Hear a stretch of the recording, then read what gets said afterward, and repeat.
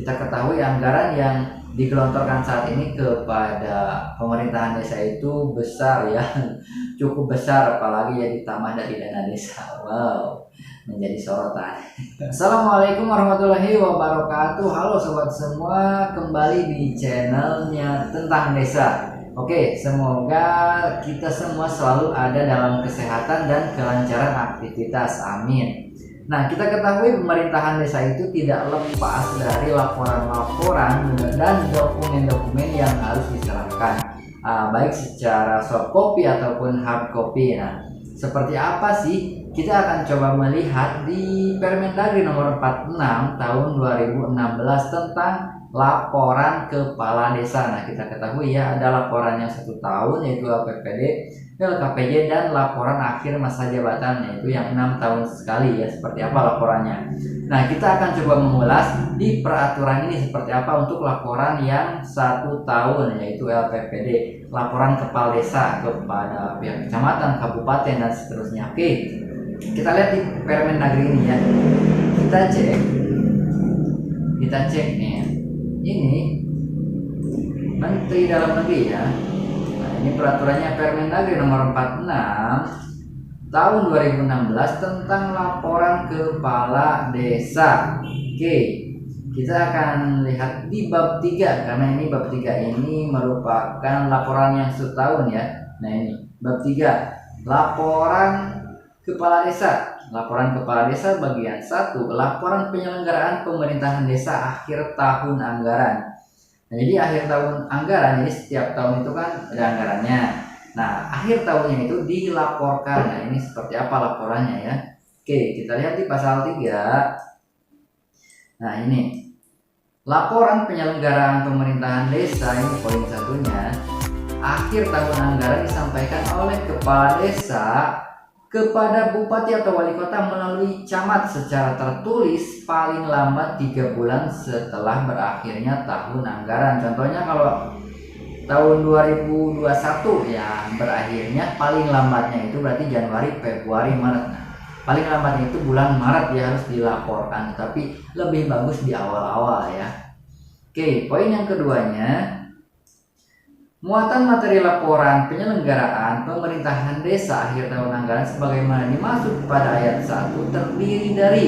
Nah, jadi isinya itu seperti apa sih secara umumnya? Nah, ini ada 8 poin. Yang pertama, pendahuluan program kerja penyelenggaraan pemerintahan desa. Yang kedua, yang ketiga, program kerja pelaksanaan pembangunan, program kerja pembinaan kemasyarakatan, terus pemberdayaan masyarakat, pelaksanaan anggaran pendapatan dan belanja desa atau APBD, terus keberhasilan yang dicapai, permasalahan yang dihadapi, dan upaya yang akan ditempuh ya. Ini terus yang ke-8-nya penutup. Nah, jadi ini poin-poin yang harus dicantumkan di LPPD tahunan ya. Nah, kita ketahui ya, ada pemerintahan, bidangnya itu ada pelaksanaan pembangunan, pembinaan, pemberdayaan, jadi harus dilaporkan. APBD-nya harus dilaporkan, yang dicapainya juga, permasalahan yang adanya juga, terus upaya yang harus ditempuhnya seperti apa. Nah, seperti itu ya. Itu poin keduanya. Oke, poin ketiganya, pendahuluan sebagaimana dimaksud pada ayat 2 huruf A memuat uraian tentang. Nah, jadi kita ketahui ya, ini pendahuluannya nih. Pendahuluan harus memuat yang pertama, tujuan penyusunan laporan. Jadi tujuannya kemana sih? Oke, yang kedua, visi dan misi penyelenggaraan pemerintahan desa. Nah, jadi seperti apa visi misi dari penyelenggaraan pemerintahan desa? Kepala desa itu sendiri seperti apa ya, sudah tercantum di RPJMD. Nah, dicantumkan seperti itu. Terus yang poin 3, strategi dan kebijakan. Oke, itu pasal itu poin 4-nya ya, poin 3. Sekarang poin 4, program kerja penyelenggaraan pemerintahan desa sebagaimana dimaksud pada ayat 2 huruf B memuat uraian tentang rencana dan pelaksanaan program kerja bidang pemerintahan desa dengan mengacu pada RKP desa. Nah, jadi setiap tahun itu harus mengacu kepada RKP desa dan RPJMD sesuai dengan kewenangan desa ya. Oke, yang kelima, Program kerja pelaksanaan pembangunan sebagaimana dimaksud pada ayat 2 huruf C memuat uraian tentang perencanaan dan pelaksanaan program kerja. Nah, jadi entah itu bidang pembangunan, entah itu pembinaan, pemberdayaan, pemerintahan desa dan sebagainya. Dengan mengacu pada rencana kerja pemerintahan desa dan rancangan pembangunan jangka menengah desa sesuai dengan kewenangan desa, tetap ya mengacunya ke RPJMDes dan RKPDes. Oke, poin ke-6.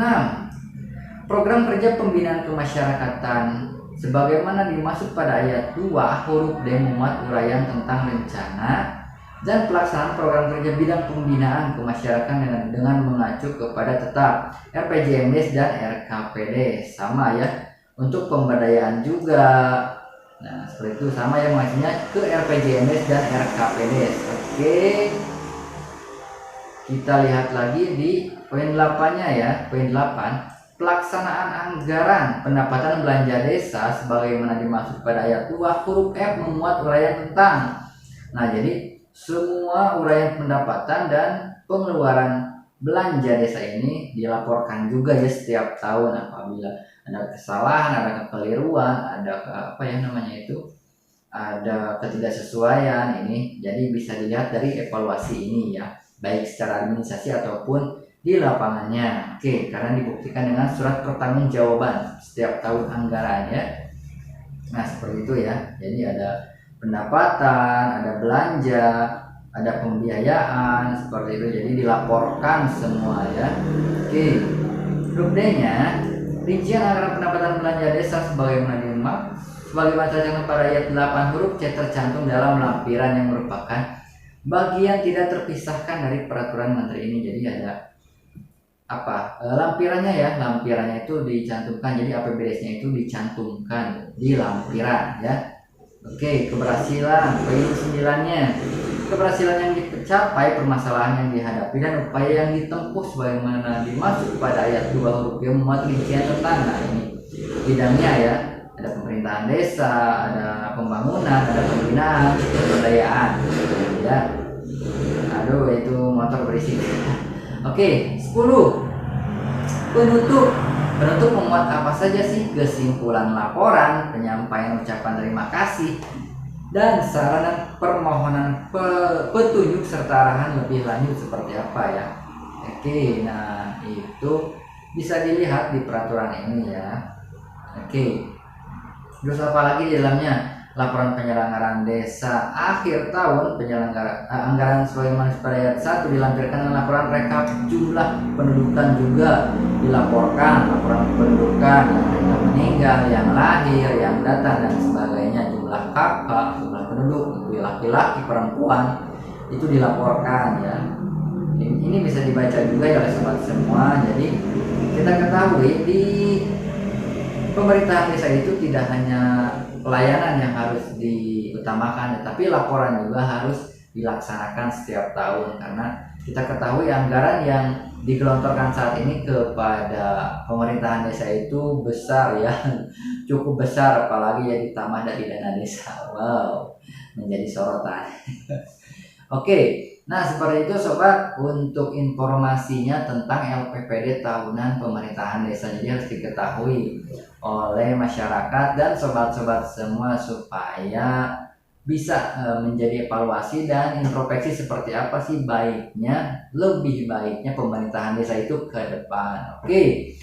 Nah sekian informasinya, semoga bermanfaat. Apabila bermanfaat, share kepada teman-teman, jangan lupa like, subscribe, dan komen di bawah video ini. Oke, semoga kita semua selalu dijauhkan dari COVID-19 atau Corona.